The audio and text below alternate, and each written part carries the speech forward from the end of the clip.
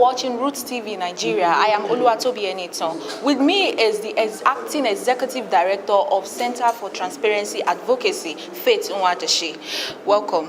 Thank you so much. Yeah, we have recorded cases of violence during this gubernatorial and State House of Assembly elections.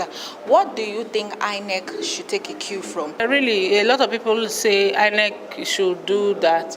The responsibility, INEC as an organization depends on sister organizations to discharge some of the responsibilities. For instance, the area of security, INEC does not have its own security apparatus. So they have to rely on the existing security apparatus that you have within the country, and so to say, you are relying on the police, the military, and all other sister paramilitary organizations in the country.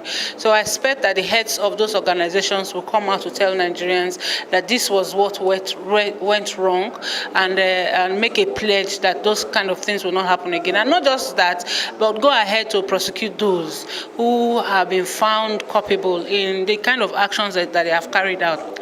Unfortunately, the type of violence that we have seen in this election, we have not seen it happen like this in other elections in our country.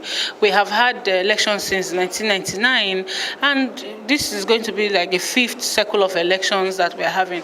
Rather than improving, we are going backwards. And so for me, if you ask me, where do I situate the blame on the violence, I put it on the politicians. Because they are the ones who are procuring the actors of the violence.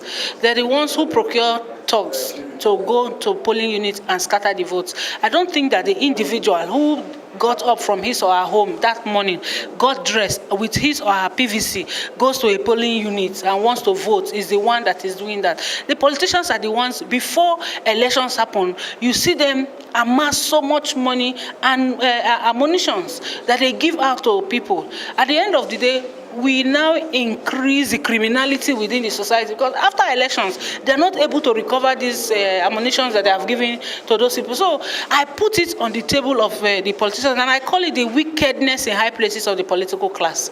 One, I don't think that the political class have the interest of Nigerians at heart, because if you want to win an election and you think that to win that election, people must die, you must shed people's blood, we need to interrogate the reason behind that. Because at the end of the day, who benefits from that election? You are the one who benefits from that election. So why don't you do things that will help people protect the sanctity of the process that gave you that vote? Now we're talking about the issue of vote buying. You know, they have so demeaned the Nigerian that people now think that with 500 naira. Yesterday across the country they were giving 500 naira. And most shameful, they were giving biscuits to people. So at the end of the day, what do you see? Would you put that again on INEC, or would you put that on the political class to do? So most of the things we see happening within our electoral process, you see that it is actually the political class that should take responsibility for that. The first time we are seeing politicians go to court to remove a resident electoral commissioner. The resident electoral commissioner in Akwa Ibom State, there were court cases until Friday night that one of the courts had to dismiss the case because somebody had gone to Akwa Ibom and then came to Abuja to ask that a particular rec should be removed because he was not dancing to the tune of politicians. We saw in the last election where a returning officer said, I'm giving this result under duress. It has never happened in the history of Nigeria. For me, it shows these are just little things that we are not seeing within that electoral process that we have made incremental progress on.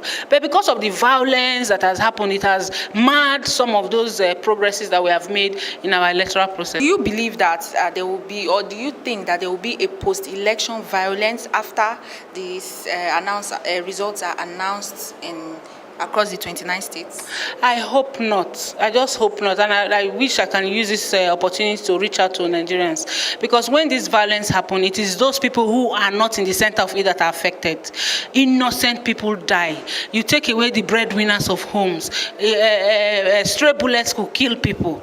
You know, so I just hope that we will not have post-election violence. Post-election violence, again, I put it at the doorstep of politicians.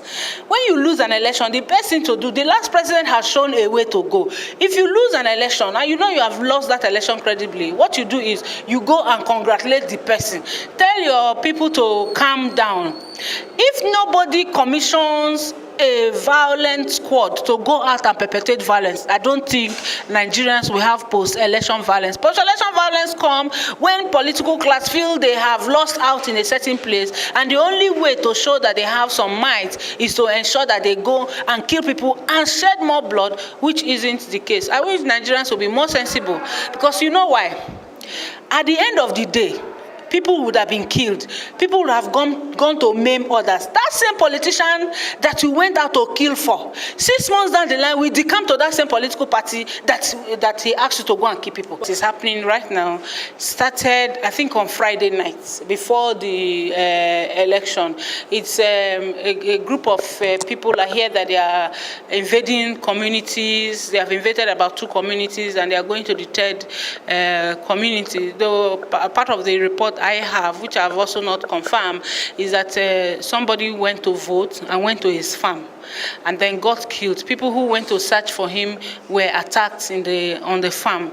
So we are yet to know the number of persons who were killed, but I wouldn't want to put it at the doorstep of election, because the killings or the invasion started happening before the election. So we should be able to isolate the different cases, election-related cases, and ongoing violence that is happening in communities. Okay, we most sincerely thank you for your time. And I have been speaking to the Acting Executive Director of the Center for Transparency Advocacy, Faith Nwadeshi. She has shared her thoughts on what INEC needs to consider to ensure a free and fair election in subsequent polls, as well as there are fears from election observers that there may be rising case of post-election violence, which they believe is sponsored by the political class in Nigeria.